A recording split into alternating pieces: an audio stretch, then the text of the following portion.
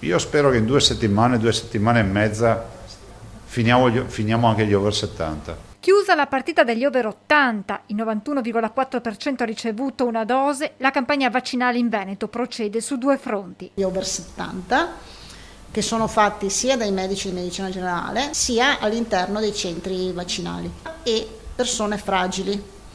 Questi sono i due target, le due categorie che le aziende stanno vaccinando. Nessun altro target. Sono 1161 su 3008 al momento i medici di medicina generale impegnati nelle vaccinazioni nei propri ambulatori o nei centri vaccinali. Complessivamente 39.000 le somministrazioni fatte dalla categoria.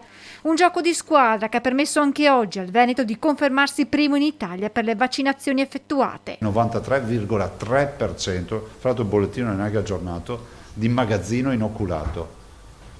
Considerate che noi abbiamo parcheggiato Moderna in via Prudenziale 53.000 parcheggiate perché siamo terrorizzati di non averle per i richiami. Intanto domani o giovedì il presidente Zaia, come aveva annunciato nei giorni scorsi, presenterà il macro cronoprogramma prudenziale delle vaccinazioni dei veneti in base all'anno di nascita.